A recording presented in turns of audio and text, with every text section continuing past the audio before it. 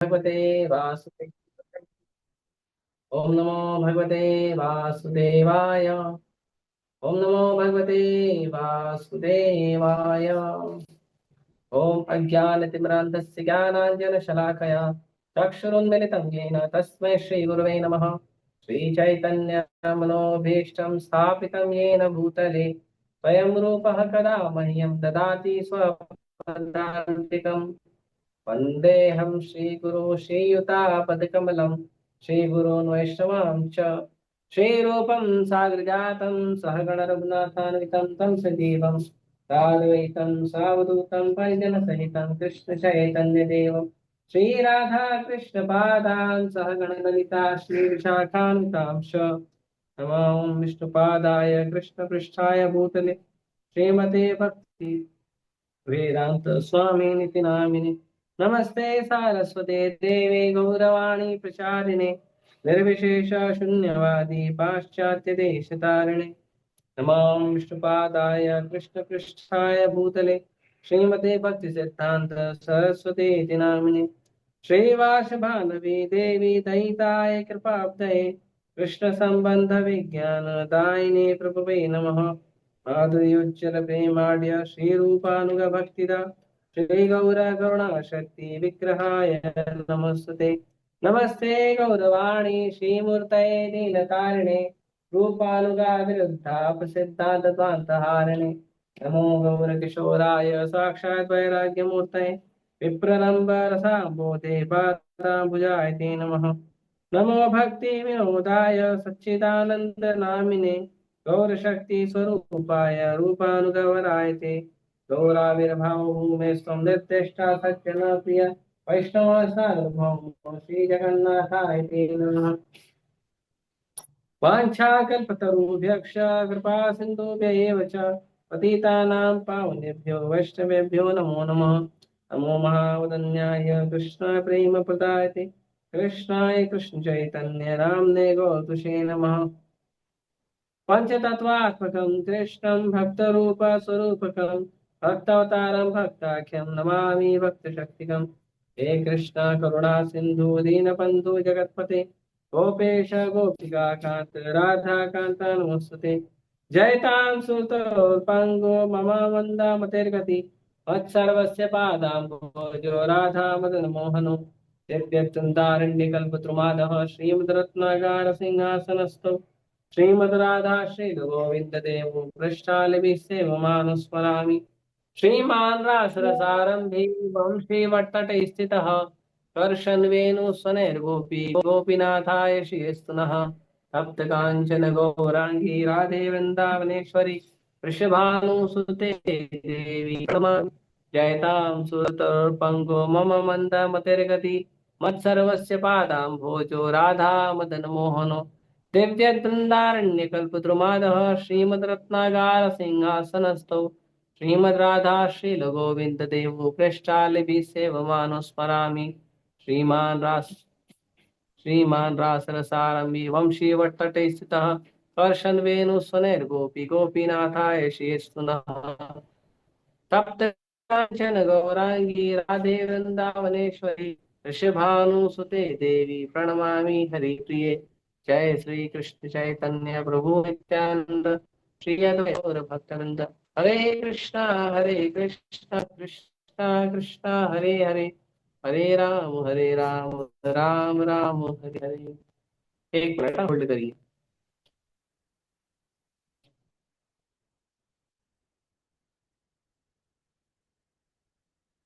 हरे कृष्णा। तो आज हम एक महान महाजन के बारे में चर्चा करेंगे। और वो महाजन ऐसे हैं कि उनका जीवन हमारे लिए शिक्षा योग्य है। जो भी व्यक्ति कृष्ण भक्ति करता है हर व्यक्ति के लिए बहुत बड़ा उदाहरण है, बहुत बड़ी शिक्षा है। वो है विश्वदेव का जीवन। विश्वदेव जो हैं उनके पास एक जो सबसे बड़ा वैराग है जिसके वजह से उनका नाम पड़ा भीष्म। वो इसलिए पड़ा क्योंकि भीष्म देव ने भीष्म प्रतिज्ञा की थी। तो भीष्मदेव जो है वो भक्ति के 12 महाजन में एक महाजन है। भक्ति के 12 महाजन है, उसमें एक महाजन है भीष्मदेव। भीष्मदेव जैसे 12 महाजनों का जब वर्णन करते हैं यमराज जी, तो यमराज जी कहते हैं स्वयंभू नारद शंभु कौमार कपिलो मनु प्रहलादो जनको भीष्म बलिर्वयासकीर अयम। तो कहते हैं कि स्वयंभू शारद नारद शंभु। स्वयंभू मतलब ब्रह्मा जी। ब्रह्मा जी स्वयं भगवान के पुत्र हैं, इसीलिए उनका नाम है स्वयंभू। उसके बाद नारद, नारद जी ब्रह्मा जी के पुत्र नारद जी। उसके बाद शंभु शिव जी। उसके बाद कौमारा कपिलो मनु, फिर कुमार जो चतुर कुमार है ब्रह्मा जी के, और 4 पुत्र हैं जो इनका शरीर जो है 5 वर्ष के बालक का ही है, लेकिन है वो बड़े पुरातन। ब्रह्मा जी के पुत्र हैं, मानस पुत्र हैं। तो वो चतुर कुमार जो है वो भी महाजन है। कपिल, कपिलो मीन्स जो कपिल देव है, भगवान कपिल देव। भगवान कपिल देव को भी, भगवान कपिल देव भी सांख्य योग का ज्ञान दिए हैं, तो इसके लिए कपिल देव भी महाजन में एक आते हैं। मनु, मनु मतलब जो भी मनु होते हैं, जो अ, ब्रह्मा जी के एक दिन में 14 मनु आते हैं, 14 मनवंतर आते हैं। और एक मनु का कार्यकाल होता है 71 चतुर्युग। तो 71 दिव्य युग या 71। हाँ, मेरा इंटरनेट थोड़ा वीक है यहाँ पे, मैंने डायरेक्ट मोबाइल से कर रहा हूँ ना, इंटरनेट थोड़ा वीक है, थोड़ा मैनेज करिए। तो 71 जो चतुर्युग है वो एक मनु का कार्यकाल है। तो जो मनु है, वो एक मनु जो है वो ऐसे 14 मनु आते हैं। तो जो 14 मनु आते हैं वो 14 मनु में अलग अलग मनु आते हैं। इस समय जो कार्यकाल चल रहा है वो कार्यकाल चल रहा है वैवस्वत मनु का। वैवस्वत मनु कौन है? तो वैवस्वत मनु जो है वो है सूर्य देव के पुत्र। सूर्य देव का नाम है विवस्वान, और विवस्वान के पुत्र है वैवस्वत मनु। तो इस तरह से जो मनु महाराज हैं, ब्रह्मा जी के एक दिन में 12 घंटे में 14 मनु आते हैं। तो जो 14 मनु में 14 के 14 मनु वो सब के सब महाजन होंगे। इस समय वैवस्वत मनु है, उनका कार्यकाल चल रहा है। फिर प्रहलादो जनको भीष्म। फिर उसके बाद और एक महाजन है, वो है प्रहलाद महाराज, नरसिंहदेव के भक्त प्रहलाद महाराज। उसके बाद है जनको। जनको मतलब जनक महाराज, सीता मैया के पिताजी। उसके बाद है भीष्मदेव। भीष्मदेव भी एक महाजन है। और उसके बाद है बलिर वयासकीर अयम। बलि मतलब बलि महाराज, प्रहलाद महाराज के पुत्र विरोचन, विरोचन के पुत्र बलि। और व्यासकीर मतलब व्यास देव के पुत्र सुखदेव गोस्वामी। और ये श्लोक कहते हैं यमराज जी। तो यमराज जी कहते हैं अयम, मैं भी हूं। तो ये 12 लोग जो हैं भक्ति के अधिकारी हैं, भक्ति के महाजन हैं। भक्ति के महाजन ये 12 लोग हैं, जिसमें एक नाम आता है भीष्मदेव का।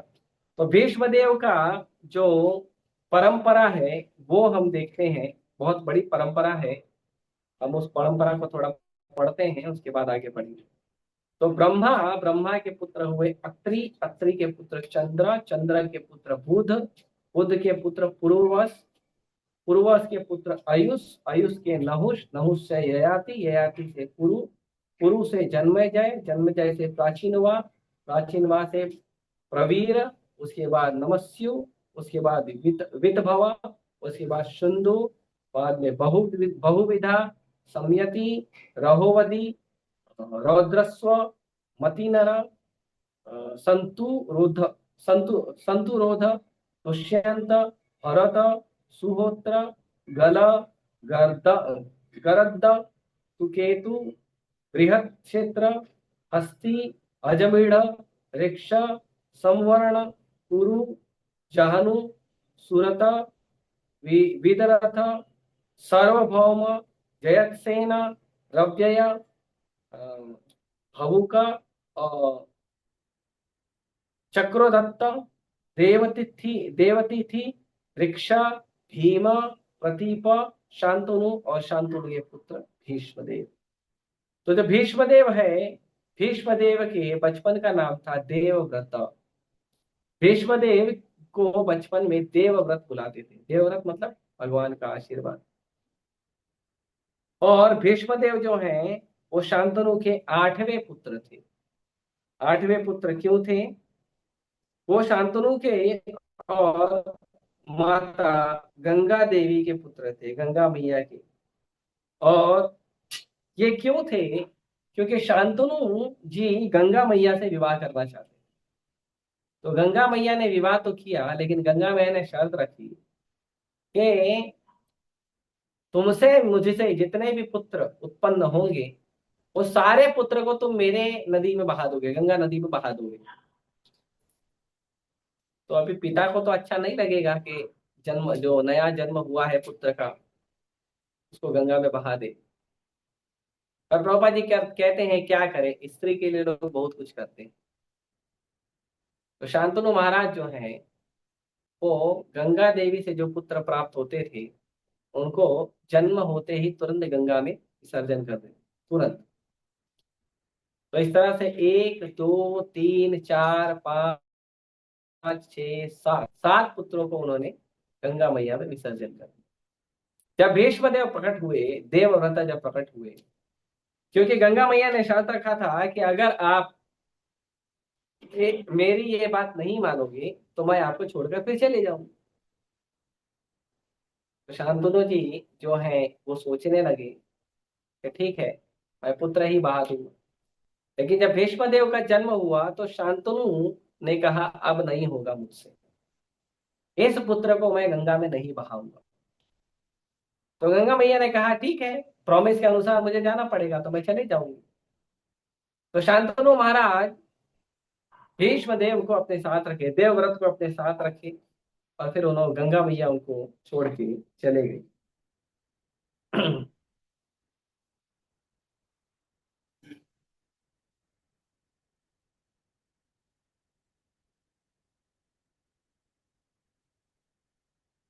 शांतनु महाराज जो है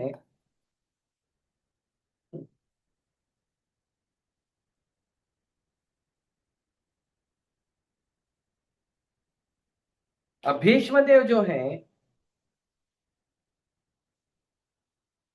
भीष्मदेव अ, भीष्मदेव अपने पिता के बहुत ही शक्तिशाली पुत्र हुए, बहुत शक्तिशाली थे और बहुत संस्कारी भी थे। लेकिन शांतनु महाराज उनका विवाह का इच्छा हुआ, उनको विवाह करने का इच्छा हुआ। तो उनको माता सत्यवती अच्छी लगी, उनसे विवाह करने का इच्छा प्रकट किया उन्होंने। जब शांतनु महाराज माता सत्यवती के पिताजी के पास गए और कहे कि मुझे आपकी पुत्री से विवाह करना है, तो अब कोई भी व्यक्ति अपनी पुत्री से किसी भी व्यक्ति का विवाह करेगा तो उसका खानदान भी देखता है। तो शांतनु महाराज का खानदान तो बहुत अच्छा था, लेकिन फिर भी जो उन्होंने चेक किया तो उन्होंने देखा कि इसके इसके पास तो एक बेटा भी है, पहले से एक बेटा है उसका। तो उन्होंने कहा कि देखो तुम्हारा एक पहले से बेटा है, तो अगर तुम विवाह करना चाहते हो मेरी पुत्री से तो तुम्हारे राज्य का उत्तराधिकारी मेरी पुत्री का बेटा बनना चाहिए, देवव्रता नहीं बनना चाहिए। तो जो शांतनु महाराज थे वो दुखी हो गए, और माता सत्यवती के पिताजी ने और एक शर्त रखी, मतलब उसी शर्त को आगे बढ़ाया कि अगर ऐसा नहीं है कि मेरी पुत्री का बेटा महाराज बनेगा और उसके बाद आप अपने बेटे को महाराज बना दो, वो भी नहीं हो। मेरी पुत्री का ही वंशज जो है वो राज्य का उत्तराधिकारी बनेगा और कोई नहीं बनेगा। आपका जो बड़ा बेटा है देवव्रत वो नहीं बनेगा। तो शांतनु महाराज जो है बहुत प्रेम करते थे देवव्रत से, विश्वदेव से बहुत प्रेम करते थे। तो उन्होंने कहा ठीक है मैं विवाह ही नहीं करूंगा। उन्होंने कहा ठीक है मैं विवाह ही नहीं करूंगा। तो उन्होंने विवाह नहीं किया।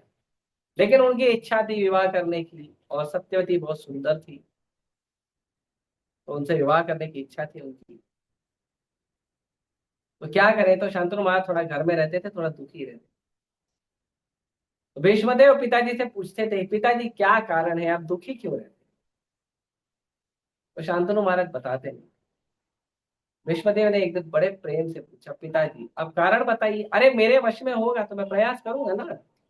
अरे आपकी खुशी के लिए क्या नहीं करूंगा, बेटा है, बेटा का कर्तव्य है पिताजी का खुशी का विचार करना। तो शांतनु महाराज ने बड़े गंभीर हृदय से भीष्मदेव को बताया क्या ऐसी ऐसी बात है। मैं किसी स्त्री को प्रेम करता हूँ, उससे विवाह करना चाहता हूँ, उसके पिताजी ने ये सारी शर्त रखी है। मैं तुमसे भी प्रेम करता हूँ, मैं तुम्हें राज्य देना चाहता हूँ, मैं उसको नहीं दूंगा। भीष्मदेव बोले बस इतनी सी बात, नो प्रॉब्लम, मैं कुछ अरेंजमेंट करता हूँ। तो भीष्मदेव देवव्रता वो चले गए सत्यवती के पिताजी से मिलने। तो उन्होंने सत्यवती के पिताजी को कहा देखिए ऐसी ऐसी बात है, मेरे पिताजी आपकी पुत्री से विवाह करना चाहते हैं, आप उन्हें विवाह करने दीजिए। तो सत्यवती के पिताजी ने कहा देखो शर्त तो आपके पिताजी को बताया है, उन्होंने बताया होगा। तो उन्होंने कहा हाँ मुझे शर्त पता है, और आप चिंता मत करिए, मैं प्रतिज्ञा करता हूं कि मैं आजीवन विवाह नहीं करूंगा। मतलब मैं विवाह नहीं करूंगा तो मेरी संतान नहीं होगी, और मैं गद्दी पे भी नहीं बैठूंगा।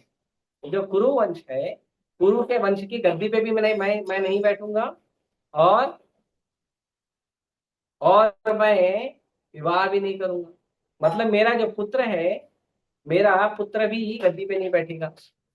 और मैं जब तक जीवित रहूंगा आपके कुरु वंश की रक्षा करूंगा, कुरु वंश को छोड़कर मैं नहीं जाऊंगा। तो आप एक काम करिए, मेरे पिताजी का विवाह जो है आपकी पुत्री से करें। तो माता सत्यवती से शांतनु महाराज का विवाह हो गया, और भीष्म पितामह जो है वो अ, रक्षा के रूप में कुरु वंश का रक्षा करने लगे।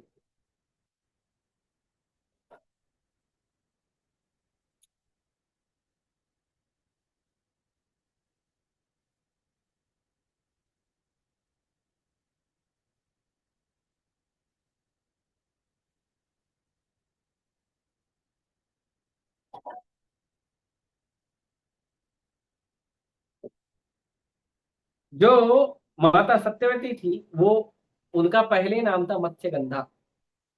तो सत्यवती जो है उनको व्यास देव जी का आशीर्वाद, पराशर मुनि का आशीर्वाद प्राप्त हुआ, और उनसे उनका नाम, वो बाद में सत्यवती, उनका नाम सत्यवती था, लेकिन मत्स्यगंधा क्योंकि वो एक मछली मार की बेटी थी।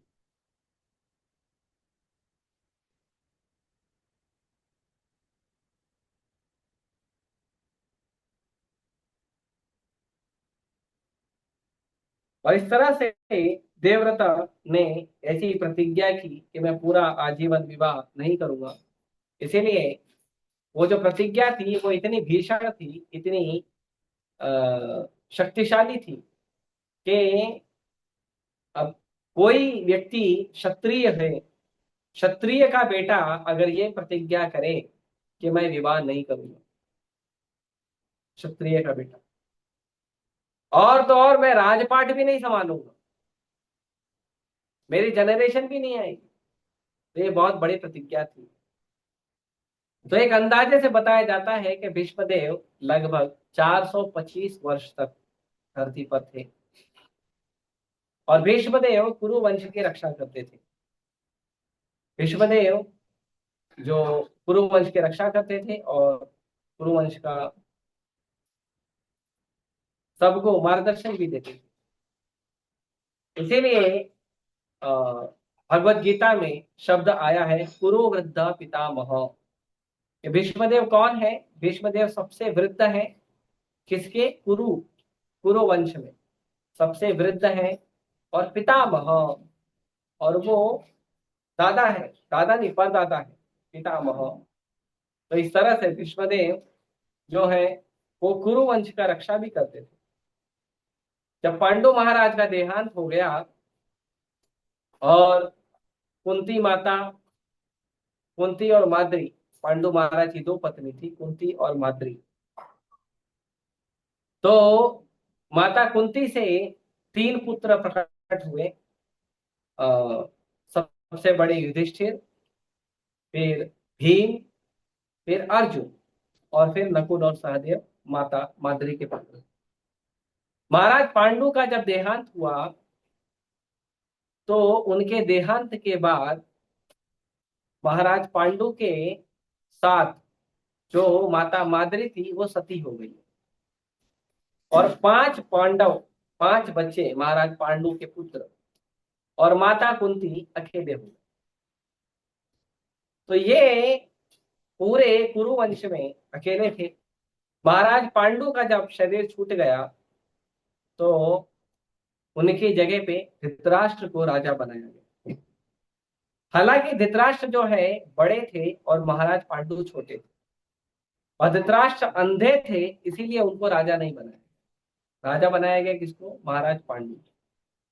लेकिन महाराज पांडु का शरीर छूटने के बाद राज्य में उत्तराधिकारी कोई नहीं था, और जो उत्तराधिकारी थे वो भी छोटे छोटे थे। तो महाराज धृतराष्ट्र को महाराज बनाया गया। धृतराष्ट्र महाराज बनने के बाद धृतराष्ट्र अपने पुत्रों का ही पक्ष लेते थे, दुर्योधन एंड कंपनी। दुर्योधन और धृतराष्ट्र के जो टोटल 100 पुत्र थे, दुर्योधन जिसमें अग्रणी थे, उनका ही पक्ष लेते थे धृतराष्ट्र। और कई बार क्या होता था कि दुर्योधन ईर्ष्यावश पांडवों को बहुत कष्ट देते थे, मारने तक का प्रयास करते थे। तो इसमें जो रक्षा करते थे वो उसी कुरु वंश में, उसी राज्य में जो रक्षा करने वाले थे वो दो लोग थे जो पांडवों की रक्षा भगवान के अलावा करते थे। पांडव भगवान के अनन्य भक्त थे, इसीलिए उनकी रक्षा तो भगवान करते ही थे। लेकिन भगवान के दो महान भक्त थे जो उस राजमहल में रहते थे, जिनमें से एक थे भीष्म पितामह और दूसरे महात्मा विदुर। महात्मा विदुर और भीष्म पितामह ये दोनों ही रक्षा करते थे। जब दुर्योधन कोई चाल चलते थे, ये दुर्योधन अपने बंधुओं के साथ, भाइयों के साथ, मित्रों के साथ मिलकर, तो पांडवों की रक्षा का जो दायित्व होता था वो भीष्म पितामह पे होता था और महात्मा विदुर पे।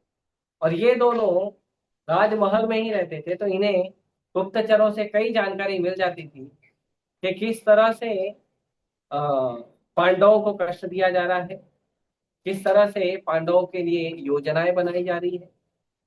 तो भीष्म पितामह और महात्मा विदुर अपने सहयोगियों द्वारा जो है पांडवों की रक्षा कर। तो भीष्म पितामह बहुत ही विशेष भूमिका थी उनकी पांडवों की रक्षा करने में। और पांडवों को भीष्म पितामह बहुत प्रेम करते थे। क्यों प्रेम करते थे? क्योंकि पांडवों के पिता नहीं थे। तो पिता न होने के कारण जो उन्हें स्नेह चाहिए होता था, अब देखिए पिता से ज्यादा प्रेम दादा करते हैं।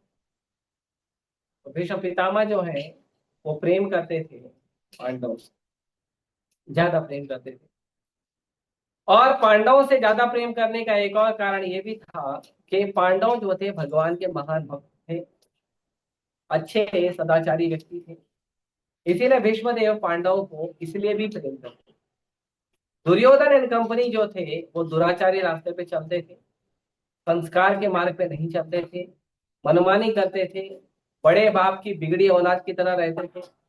इसीलिए दुर्योधन एंड कंपनी हालांकि स्नेह तो दुर्योधन को भी करते थे, लेकिन ज्यादा स्नेह जो है पांडव को। तो भीष्म पितामह जो है वो हमेशा पांडवों की रक्षा ध्यान से करते थे। और वो ये जानते थे कि जो अ, पांडव है वो भगवान के भक्त हैं। तो भक्त जो है दूसरे भक्तों का भाव समझते हैं और उन्हें रक्षा करते हैं, सहयोग करते हैं, कृपा करते हैं। यहाँ हमें समझना चाहिए कि जब भी कोई भक्त कष्ट में हो, असहाय अवस्था में हो, या किसी प्रकार का उन्हें सहयोग चाहिए, तो उस समय जो दूसरे वैष्णव हैं उनका ये कर्तव्य बनता है कि अपने वैष्णव बंधु का, अपने वैष्णव भक्तों का सहयोग करें।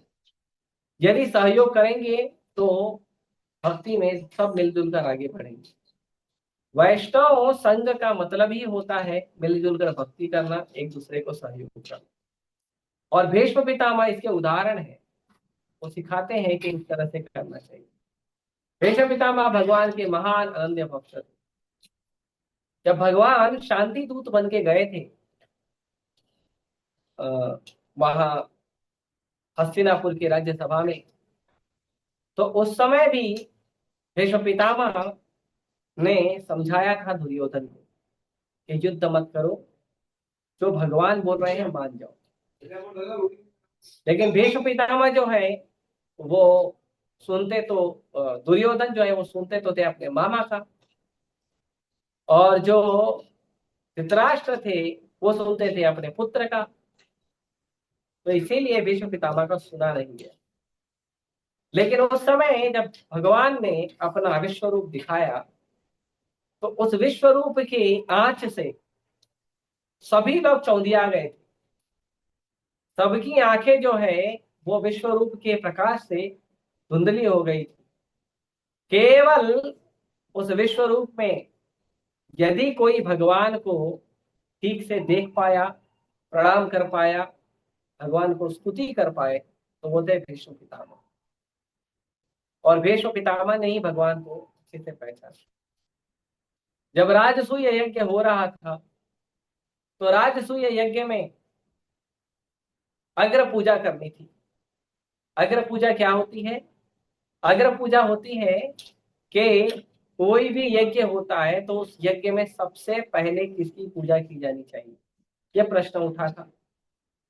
और उस अग्र पूजा, उस राजसूय यज्ञ में बहुत सारे ऋषि, बहुत सारे ब्राह्मण, बहुत सारे बड़े बड़े महात्मा लोग प्रकट हुए थे, आए थे। नारद जी के आए थे। तो जब अग्र पूजा की बात हुई तो सब लोग सोचने लगे कि किसकी अग्र पूजा की जाएगी। तो जब ये चर्चा हुई तो वहां पे सहदेव ने ऑप्शन दिया कि यदि किसी की अग्र पूजा करने योग्य है तो वो अग्र पूजा, मतलब जो सबसे बड़े व्यक्ति हैं, वो अग्र पूजा होगी भगवान की, मतलब कृष्ण की। तो कृष्ण की अग्र पूजा का पक्ष रखा गया। तो वहां पे कुछ लोगों ने विरोध किया कि कृष्ण की क्यों अग्र पूजा होगी, कृष्ण कौन से बड़े हैं? अरे यहाँ पे सबसे बड़े, सबसे सम्माननीय तो भीष्म पितामह है, द्रोणाचार्य है, जो सबसे बड़े हैं। तो फिर अग्र पूजा जो है वो कृष्ण की क्यों होगी? तो भीष्म देव ने वहां कहा, बहुत महत्वपूर्ण शब्द है। भीष्म देव ने कहा कि कृष्ण जैसा कोई नहीं। कृष्ण का जो वैराग है, कृष्ण के जो गुण है, वो तीनों त्रिलोकी में किसी के पास नहीं। भीष्मदेव कहते हैं कि हालांकि मैं वर्षों से ब्रह्मचारी हूं, हालांकि मैं वर्षों से ब्रह्मचारी हूं, लेकिन जो रासलीला में जो बहुत सारी जो गोपियां आई थी, यदि मैं उनके बीच में होता तो मेरा पतन हो जाता, मेरा ब्रह्मचर्य व्रत टूट जाता था। लेकिन ये जो कृष्ण है, ये योगेश्वर है, ये ऐसे महान योगी हैं कि रासलीला में भी, गोपियों के संग में भी अर्धरात्रि में केवल गोपियों के संग में केवल कृष्ण थे, लेकिन वहां भी कृष्ण का ब्रह्मचर्य टूटा नहीं था। जिससे यह प्रमाणित होता है कि रासलीला में जो गोपियां भगवान के साथ नृत्य कर रही थी, रासलीला में जो गोपियां भगवान का संग प्राप्त की थी, उस संग में केवल भगवान का भजन और कीर्तन किया था गोपियों ने। उसमें कोई गलत बात नहीं हुई। इस बात को भीष्म पितामह राजसूय यज्ञ में कहते हैं कि यदि कोई महायोगी है, यदि कोई सबसे सम्माननीय है, यदि कोई सबसे सर्वशक्तिमान है, तो वो केवल कृष्ण है।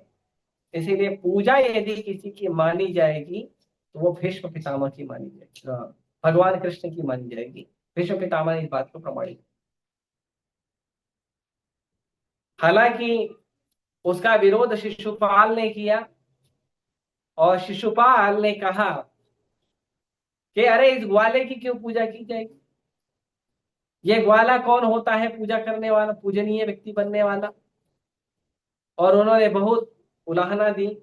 उन्होंने यहां तक कहा शिशुपाल ने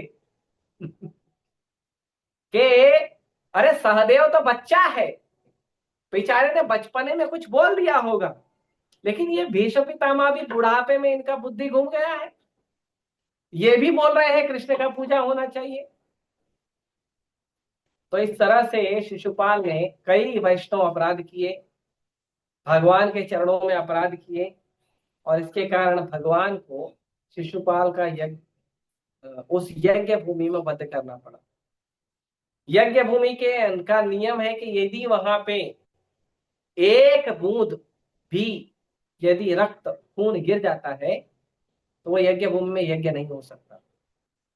इसीलिए भगवान ने सुदर्शन से शिशुपाल का सिर काटा था। सुदर्शन ने इतने सफाई से शिशुपाल का वध किया कि शिशुपाल का न शरीर, न धड़, न मुख, उनका मुख या उनका चेहरा, और ना ही रक्त कुछ भी यज्ञ भूमि पे गिरा था। बहुत सफाई से उन्होंने उनका वध किया। उसके बाद तो और किसी की हिम्मत नहीं होगी भगवान कृष्ण को कुछ बोलने की। तो इसका समर्थन जो है भीष्म पितामह ने किया था कि अगर पूजा यदि किसी की होनी चाहिए तो वो होनी चाहिए भगवान कृष्ण। भीष्म पितामह भगवान कृष्ण की अनन्य भक्ति करते थे। महाभारत युद्ध में एक बार ऐसा वृत्तांत आता है, महाभारत युद्ध में, कि जब भीष्म पितामह लड़ रहे थे दुर्योधन के पक्ष से, तो भीष्म पितामह दुर्योधन के पक्ष से लड़ाई कर रहे थे। तो प्रभुपाद जी वहां बताते हैं कि भीष्म पितामह हालांकि सबसे वयोवृद्ध थे, सबसे पुराने थे, लेकिन फिर भी भीष्म पितामह लड़ने आए। जितने भी पुरुष जो लड़ने की शक्ति रखते हैं, 450 साल वृद्ध भीष्म पितामह से लेकर 16 साल के अर्जुन के पुत्र अभिमन्यु तक सब आए थे युद्ध करने। केवल धृतराष्ट्र युद्ध करने नहीं आए थे, क्योंकि धृतराष्ट्र जो है वो शरीर से असमर्थ थे, अंधे थे। बाकी सब आए थे युद्ध करने, और क्षत्रिय लोग आए थे। ऐसा नहीं है कि जो युद्ध हो रहा है तो युद्ध में जो बेचारे बेकसूर हैं, जो युद्ध नहीं कर रहे, वो भी मारे जाए, वैसा नहीं होता था। जो लोगों को युद्ध करना है वो युद्ध भूमि में अपने आप आते थे, लड़ाई होती थी, फैसला होता था कौन राज करेगा। ऐसे नहीं एक देश ने दूसरे देश में मिसाइल छोड़ दिया, इंसान मर गए, बूढ़े बच्चे मर गए, पशु मर गए, सब खत्म। नहीं, ऐसे अन्याय से युद्ध नहीं होता था। और भीष्म पितामह उसमें सेनापति बने। जो दुर्योधन की तरफ से सेनापति थे वो भीष्म पितामह। कर्ण जो है भीष्म पितामह से ईर्ष्या करते थे। तो कर्ण ने कहा जब तक भीष्म पितामह युद्ध भूमि पे रहेंगे तब तक मैं नहीं रहूंगा। जब भीष्म पितामह का शरीर छूट जाएगा तब मैं युद्ध भूमि पे आऊँ, ये कर्ण ने कहा था। असुर है ना, भक्तों का भाव, उसको भक्तों का संग अच्छा नहीं लगता। तो भीष्म पितामह बहुत वयोवृद्ध थे लेकिन फिर भी युद्ध करते थे। भीष्म पितामह जो थे उन्होंने शिक्षा प्राप्त की थी भगवान परशुराम से। तो एक बार भगवान परशुराम और भीष्म पितामह का युद्ध हो गया। क्यों? क्योंकि भीष्म पितामह लेकर आए थे तीन तीन बहनों को लेके आए थे एक राज्य से उठा के। तीनों बहनों का नाम था अंबा, अंबालिका और अंबिका, तीन। तो उसमें से दो बहनें जो हैं वो कुरुवंश की अ, बहू बनी। और एक जो है अंबा, जब भीष्म पितामह गए थे लेने के लिए तो उन्होंने उनको अपने पति के रूप में स्वीकार कर लिया था मन में। तो जब बात हुई कि अंबा को भी विवाह करना चाहिए तो अंबा ने मना कर दिया कि मैंने पति के रूप में केवल भीष्म पितामह को स्वीकार किया है, तो ये जो भीष्म पितामह है यही मुझसे विवाह करेंगे। तब पितामह नहीं थे, तब यही। तो उन्होंने कहा नहीं, मैंने आजीवन ब्रह्मचारी का व्रत लिया है तो मैं विवाह नहीं करूंगा। तो अंबा ने क्या किया, जाके उनके गुरु को भगवान परशुराम को कंप्लेन किया कि मैंने मन से इनको पति मान लिया है और ये मुझे हरण करके लाए हैं। तो मेरा विवाह अगर मेरा विवाह अ, इनसे नहीं होगा, मैं दूसरे को वर्ण करूंगी नहीं, और मेरे से कोई दूसरा क्यों विवाह करेगा जब ये हरण करके लाए हैं। तो भगवान परशुराम बोले बात तो सही है। भगवान परशुराम ने भीष्म पितामह को कहा कि आपको विवाह करना पड़ेगा अंबा से, नहीं तो आपको मुझसे युद्ध करना पड़ेगा। अब गुरु से कौन युद्ध करेगा? तो गुरु से युद्ध नहीं कर रहे थे भीष्म पितामह। तो भगवान बोले फिर इससे शादी करो।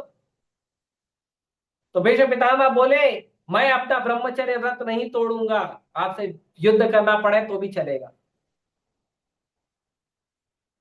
तो बड़ा भीषण युद्ध हुआ। परशुराम भगवान जो 23 बार क्षत्रिय विहीन कर दिए थे धरती को, वो परशुराम और भीष्म पितामह, ये दोनों का युद्ध चल रहा था। कई दिनों तक युद्ध चला, कोई निष्कर्ष नहीं, क्योंकि भीष्म पितामह भी इच्छा मृत्यु को उनको वरदान था। जब शांतनु का विवाह माता सत्यवती से करा दिया भीष्म पितामह ने, तो महाराज शांतनु ने कहा कि क्योंकि तुमने इतना इतना बड़ा त्याग किया है मेरे लिए, इसलिए मैं तुम्हें आशीर्वाद देता हूं कि तुम्हारी मृत्यु तब तक तुम्हें स्पर्श नहीं करेगी जब तक तुम खुद इच्छा नहीं करोगे। तो उन्हें इच्छा मृत्यु का वरदान था। और भीष्म पितामह मरने वाले नहीं है नहीं, और परशुराम भगवान है, तो दोनों में किसी का मृत्यु होगा नहीं। तो किसी का मृत्यु होगा नहीं, निष्कर्ष कुछ निकला नहीं। फाइनली भगवान परशुराम ने माता अंबा को समझा के भेज दिया, जा बेटा, ये नहीं मानने वाला लड़का, तुम जाओ और अब देखो अपना जीवन जैसे तैसे जियो, तुम नहीं विवाह करोगे तो क्या है। तो अंबा ने प्रतिज्ञा किया कि यदि भीष्म पितामह के मृत्यु का यदि कोई कारण बनेगा तो मैं बनूंगी, मेरे कारण ही जो भीष्म पितामह का वध होगा। तो अंबा ने ये प्रतिज्ञा की। तो भीष्म पितामह कुरु वंश में खड़े थे। एक मिनट।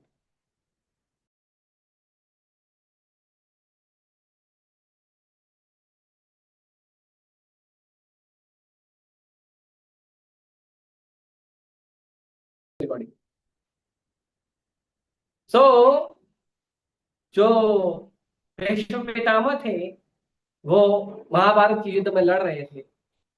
तो भीष्म पितामह को पांडवों से बहुत स्नेह था। वो पांडवों को, हालांकि भीष्म पितामह जब युद्ध करते थे भीष्म पितामह जब युद्ध करते थे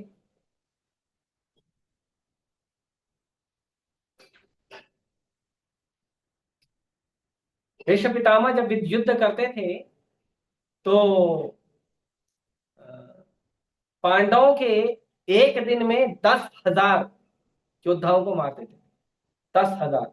उन्होंने प्रतिज्ञा की थी कि मैं 10,000 योद्धाओं को हर रोज मारूंगा पांडवों को, हर रोज 10,000 आर्मी। तो इस तरह से भीष्म पितामह युद्ध कर रहे थे, लेकिन पांडवों को नहीं मार रहे। और क्या हो रहा था यहाँ पे, भीम जिसने प्रतिज्ञा ली थी कि मैं 100 के 100 कौरवों को, दुर्योधन एंड भाइयों को, ब्रदर्स को मारूंगा, वो रोज कुछ न कुछ भाइयों को निपटा देते थे, मार देते थे। तो दुर्योधन को क्रोध आया कि अरे हमारे यहाँ की विकेट पे विकेट गिरते जा रही है और उनका 5 का 5 विकेट ऐसी, पांडवों को कुछ हो ही नहीं रहा है। और हमारे पास महारथी लोग हैं, भीष्म पितामह है, द्रोणाचार्य है, कृपाचार्य है, इतने बड़े बड़े महारथी हैं, अश्वत्थामा है। उसके बावजूद पांडवों में से एक भी पांडव नहीं मिला, सब ऐसे ही कैसे जीवित हैं। तो दुर्योधन गुस्सा होके गया भीष्म पितामह के पास, और दुर्योधन ने कहा, मैं जानता हूं आप ना पांडवों के लिए ठीक से लड़ाई नहीं कर रहे हो। आपका जो भीष्म बल है ना, उसके हिसाब से आप लड़ाई नहीं कर रहे। आप लड़ाई कैसे कर रहे हो पता है? पांडवों को सुरक्षा देकर लड़ाई कर रहे हो। नहीं तो आपके होते हुए पांडव कैसे जीवित है? मर जाने चाहिए थे। आप ठीक से लड़ाई नहीं कर रहे हो, आप अपने युद्ध कौशल का ठीक से उपयोग नहीं कर रहे हो। तो जब भीष्म पितामह ने देखा कि दुर्योधन क्रोधित हो गया है, तो भीष्म पितामह ने क्या किया? भीष्म पितामह ने क्या, ने दुर्योधन को 5 बाण दिए और दुर्योधन को कहा, ये 5 बाण और 5 पांडव कल खत्म, फिनिश। दुर्योधन बोला ठीक है, लेकिन ये 5 बाण मुझे दे दो। क्यों? बोले तुम्हारे पे भरोसा नहीं, पांडव आएंगे तो तुम उनको बाण दे दो। भीष्म पितामह बोले कोई बात, ले जाओ, कल सुबह वापस कर देना, ये 5 बाण और 5 पांडव खत्म। भगवान कृष्ण जो हैं, उनको चिंता हो गई कि भीष्म पितामह ने प्रतिज्ञा की है तो पूरा तो करेंगे। और भीष्म पितामह भगवान के बल पे प्रतिज्ञा ले लिए कि भले मैं कुछ गलत करूंगा तो भगवान रक्षा करने वाले तो है ही पांडवों का। भगवान जो है वो टेंशन में बैठे थे। अर्जुन ने पूछा क्या हुआ, क्यों टेंशन में बैठे हो? भगवान बोले अरे तुमको क्या बताऊं, बहुत टेंशन है। भीष्म ने प्रतिज्ञा की है कि कल तुम पांचों भाइयों को मार देंगे, और तुम जानते हो भीष्म प्रतिज्ञा, तो तुम पांचों भाइयों का कल वध हो जाएगा। मैं चिंता में हूं, तुम्हारी रक्षा कैसे हो? तो अर्जुन बोला ठीक है तुम टेंशन लो। अर्जुन सो गया। भगवान बोले अरे कैसा आदमी, कल इसकी मृत्यु होने वाली है, कंफर्म मालूम है, उसके बाद भी सो गया। भगवान उठाइए, उठो, क्या है ये, कल तुम्हारी मृत्यु होने वाली है और तुम अभी आराम से सो रहे हो। तो अर्जुन बोला आप हो तो मेरे को क्या टेंशन, आप रक्षा करोगे ना मेरी, मैं जा रहा हूं सो। भगवान बोला ठीक है तू सो जा, मैं टेंशन लेता हूं। फिर भगवान अर्जुन को उठा, बोला अच्छा उठो, एक सेवा करके फिर सो जाओ। भगवान ने अर्जुन को बोला एक काम करो, दुर्योधन के शिविर में जाओ और दुर्योधन को बोलो कि वो 5 बाण जो भीष्म पितामह ने प्रतिज्ञा की है वो मुझे दे दो। तो अर्जुन बोला दुर्योधन मुझे क्यों देगा? तो भगवान ने याद दिलाया कि दुर्योधन ने एक बार वचन दिया था अर्जुन को कि तुम मुझसे कोई भी वरदान मांग सकते हो और मैं दे दूंगा। क्यों दिया था? क्योंकि एक बार दुर्योधन जो है वो पांडवों को, जब पांडव वनवास में थे तो पांडवों को चिढ़ाने के लिए दुर्योधन क्या कर गया, उसने वन में पार्टी दिया था, ग्रैंड पार्टी। पांडव वनवासी थे, रूखा सूखा खा के जीते थे, और वहां पे ये फीस्ट का पार्टी दिया और सब लोग को बुलाया था, अपने फ्रेंड वेंड को बुला के पार्टी कर रहा उनके सामने। तो ये बात जो है देवताओं को, यक्षों को अच्छी नहीं लगी। तो देवता और यक्ष लोग क्या किए, वो लोग दुर्योधन को उठा के लेके चले गए। अब यक्षों से कौन युद्ध लड़ेगा, यक्ष तो पावरफुल होते हैं, मनुष्यों से ज्यादा शक्तिशाली होते हैं। तो कर्ण भी नहीं टिक पाया, कोई भी नहीं टिक पाया, कर्ण अश्वत्थामा कोई टिक नहीं पाया। ये बात पहुंची जब भीष्मदेव के पास, भीष्मदेव बोले गलत बात है, ऐसा नहीं करना चाहिए था। तो अब यक्षों ने ऐसा किया तो मैं क्या करूं, तो मैं कुछ नहीं कर सकता, तो कौन बचाएगा। तो उस समय ये बात पता चली महाराज युधिष्ठिर को। तो महाराज युधिष्ठिर ने अर्जुन और भीम को कहा कि आप दोनों जाइए और आप दोनों जाके जो अ, दुर्योधन, उसको बचाकर वापस। तो भीम ने कहा रे मरने तो अपने कर्म से मर रहा, हमको क्या करना है। अर्जुन बोला ये बात सही है, हमने तो कुछ किया नहीं, उसी ने गड़बड़ किया है, मरना है तो मरने दो। महाराज युधिष्ठिर ने कहा देखो, घर के अंदर हम 5 हैं और वो 100 है, लेकिन घर के बाहर हम 105 हैं। तो इस समय घर के बाहर से आक्रमण हुआ है, हमें दुर्योधन को बचाना। तो जब अर्जुन और भीम गए, तो वहां पे जो अ, यक्ष हैं, उन यक्षों ने क्या किया, उन यक्षों ने अर्जुन और भीम को देखते ही उनको छोड़ दिया, उनको देखते ही छोड़ दिया। तो दुर्योधन जब बचकर आए तो उन्होंने अर्जुन को कहा था तुम मुझसे कोई भी वरदान मांग सकते हो, अभी कुछ चाहिए तो अभी बोलो, मैं पूरा राज्य दे देता हूँ। तो अर्जुन बोला राज्य नहीं चाहिए, वो मैं लड़के दे लूंगा। बोले फिर क्या चाहिए। तो उन्होंने कहा वो जो 5 बाण तुमको दिए हैं ना भीष्म पितामह ने, वो दे दो। तो दुर्योधन जो है हैरान हो गया, ऐसे कैसे, 5 बाण तुमको दे दूं, कौन बताया। तो अर्जुन बोला वो सब टेंशन मत लो, आप 5 बाण दे दो। तो अब वरदान दिया था तो 5 बाण दे दिया अर्जुन को। 5 बाण दे दिया, अर्जुन लेके आ गए शिविर में। भगवान को देखा, भगवान बोले वेरी गुड, गुड बॉय। और फिर दुर्योधन तुरंत चले गया भीष्म पितामह के पास, और भीष्म पितामह को बोला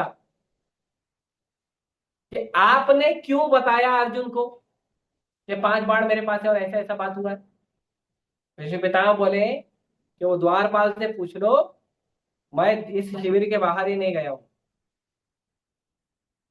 तो सवाल ही नहीं होता है कि मैंने उसे बताया। तो अर्जुन ने बोला फिर कौन बताया, दुर्योधन ने बोला फिर कौन बताया। भीष्म पितामह बोले वो जो वहां पे अर्जुन का मित्र है ना कृष्ण, वो भगवान है, उसने बताया। क्यों, क्योंकि वो घटघटवासी है, हर जीव के हृदय में रहते हैं, उनको सब पता है, तुम कोई भी चर्चा करोगे उनको पता रहता है। उस समय दुर्योधन ने प्रश्न पूछा क्या कृष्ण सच में भगवान है। भीष्म पितामह बोले हाँ, कृष्ण सच में भगवान है। तो दुर्योधन ने बोला अच्छा थोड़ा कथा करिए कृष्ण के बारे में। तो उस रात कृष्ण कथा होगी, भीष्मदेव ने दुर्योधन को कथा सुनाया था कृष्ण के बारे में थोड़ा सा। फिर भी दुर्बुद्धि है, कर्ण जैसे असुर का संग करेगा तो क्या होगा, फिर भी लड़ाई में आए। लेकिन फिर दुर्योधन ने बोला फिर कैसे होगा, युद्ध तो लड़ रहे हैं, पांडवों का वध कैसे होगा। तो बोले पांडवों में सबसे प्रमुख कौन है, तो उन्होंने कहा अर्जुन। अर्जुन मर गया तो पांडव हार जाएंगे, पांडव सारे हथियार डाल देंगे, अर्जुन सुपर हीरो है। तो जो तो जो अ, भीष्मदेव थे उन्होंने बड़ा टेंशन मत लो, एक काम करता हूं मैं, मैं प्रतिज्ञा करता हूं कि कल या तो अर्जुन मारा जाएगा, या तो कृष्ण को अपनी प्रतिज्ञा तोड़नी पड़ेगी, क्योंकि कृष्ण ने मेरा काम गड़बड़ किया। तो कृष्ण को या तो मेरी प्रतिज्ञा तोड़नी पड़ेगी, या तो अर्जुन जो है मारा जाएगा। दूसरे दिन भीष्म पितामह जो भयंकर युद्ध लड़ना शुरू हुए, कोई टिक नहीं रहा था उनके सामने, सबको खत्म कर दे, सीधे अर्जुन के सामने रथ खड़ा किए।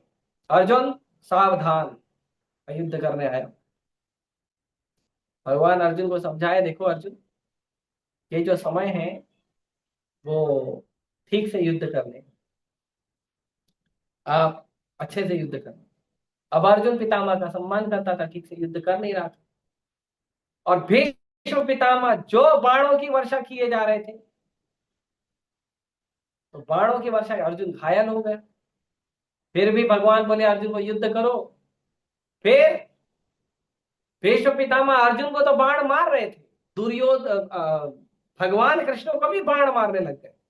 भगवान कृष्ण के बाण मारे, भगवान कृष्ण का कवच फट गया और भगवान कृष्ण को आके बाण लग रहा है।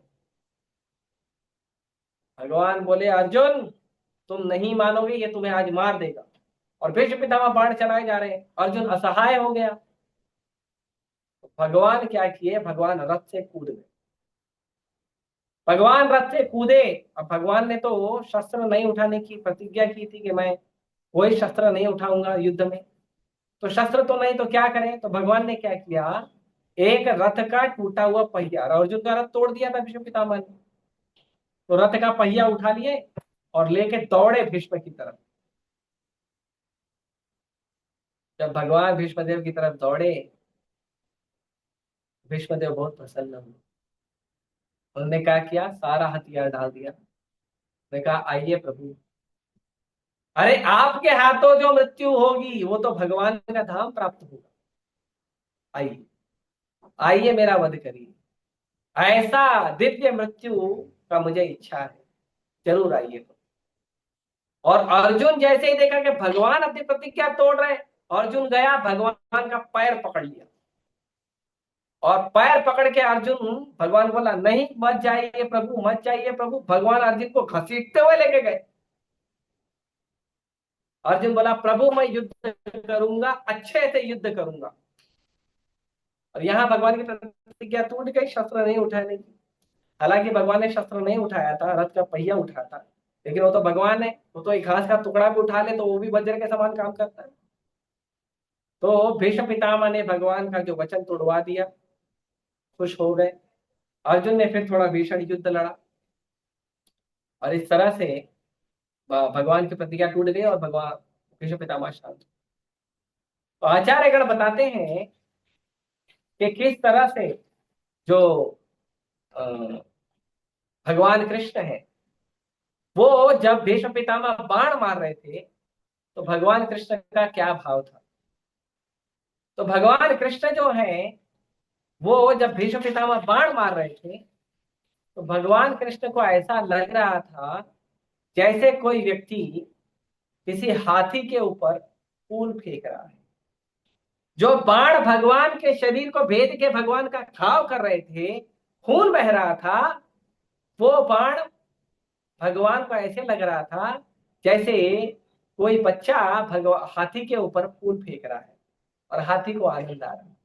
भगवान को वैसे आनंद आ रहा था, क्योंकि भीष्म पितामह के साथ भगवान का वीर्य रस है, जो क्षत्रिय का रस होता है वो रस है, भगवान को बड़ा अच्छा।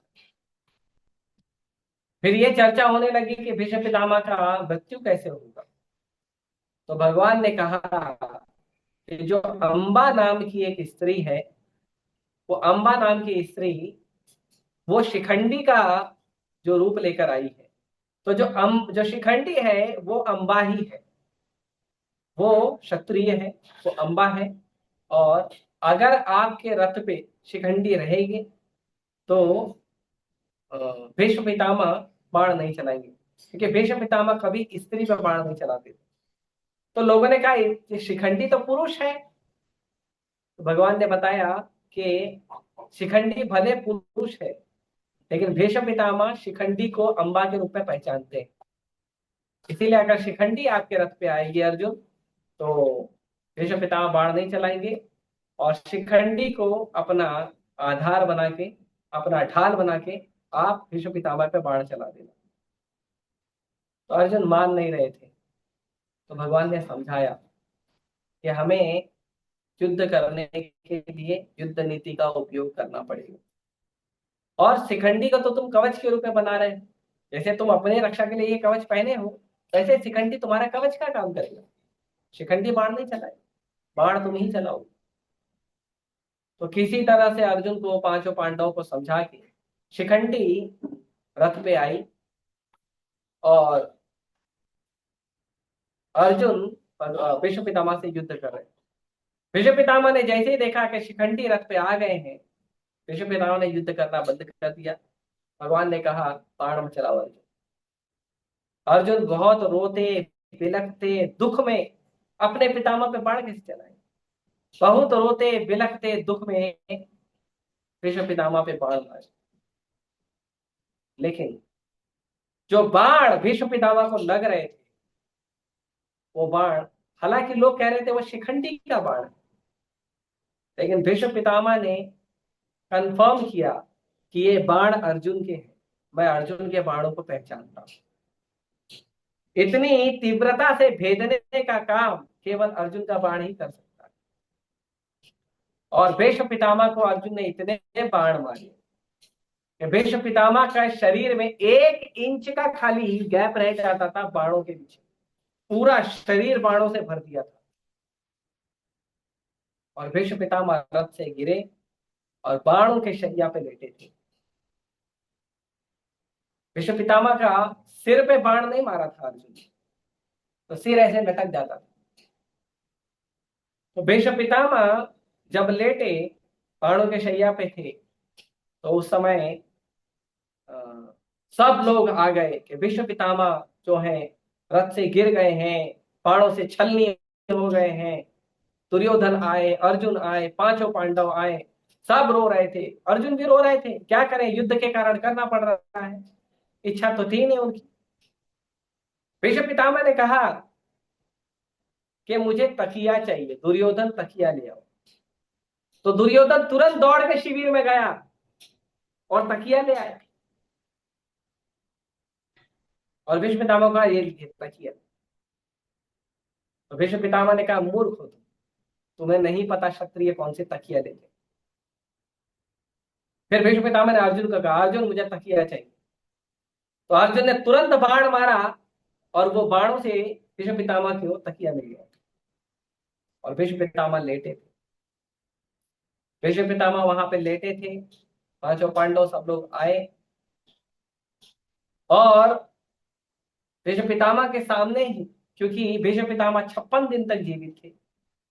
भीष्म पितामह जो है वो अ, मकर संक्रांति के दिन 15 जनवरी को उन्होंने शरीर त्याग किया था।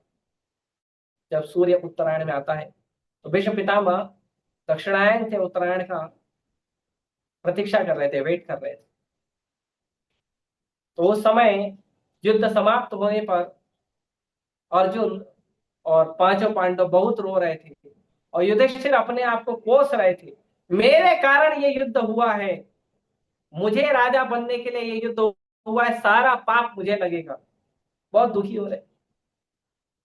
फिर भगवान, हालांकि भगवान तो समझाए, अब भगवान तो सबको समझा सकते हैं, लेकिन भगवान अपने भक्त का गुणगान करना चाहते। तो भगवान गुणगान करना चाहते थे भीष्म देव का। भीष्म देव का गुणगान करने के लिए भगवान युधिष्ठिर महाराज को भीष्म देव के पास ले आए और भीष्म देव को कहे, आप इनको उपदेश दी।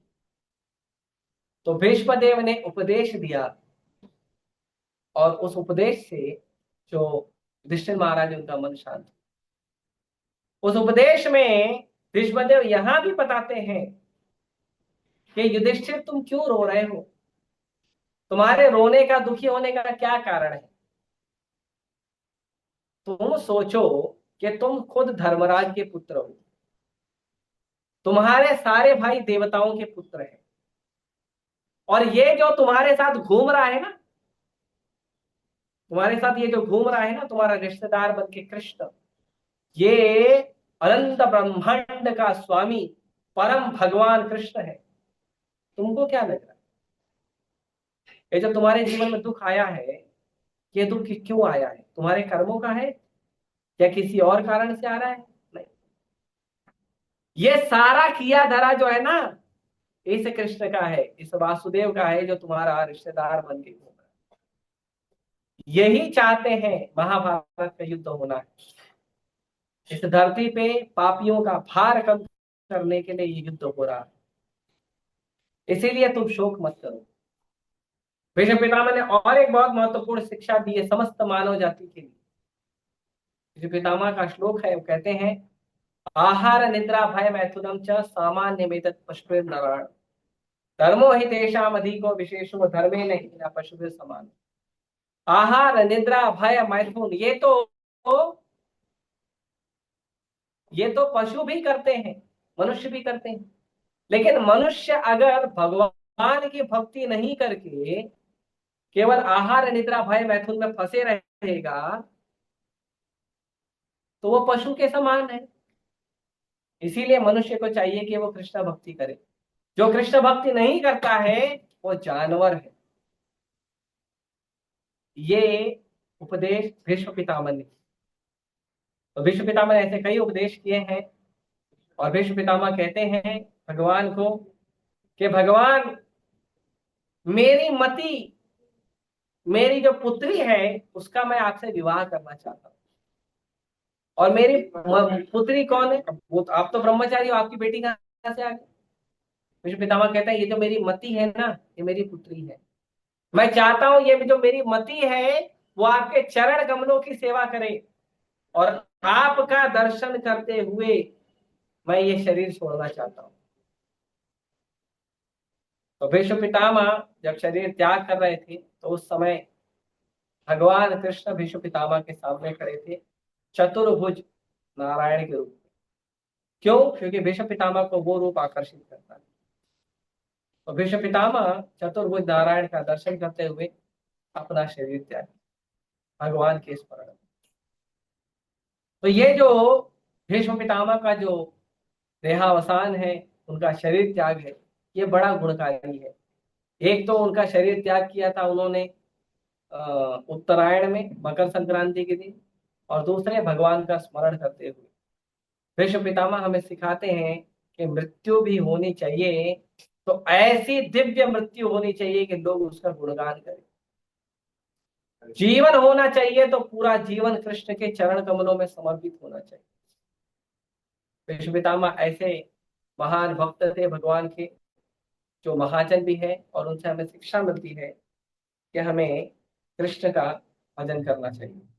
मैं यही रोकता हूँ, किसी वक्त कोई प्रश्न है तो पूछ सकते हैं। हरे कृष्ण।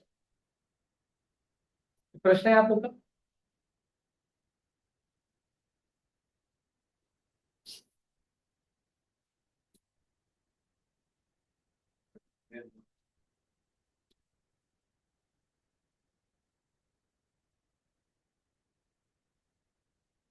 किसी का कोई प्रश्न है?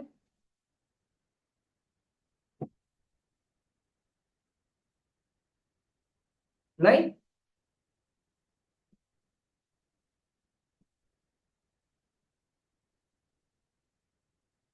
ठीक है, तो मैं यही रोकता हूँ। आप सभी का जुड़ने के लिए बहुत बहुत धन्यवाद। विश्व पितामह की जय, विश्व पितामह पंचमी की जय, श्री प्रभुपाद की जय।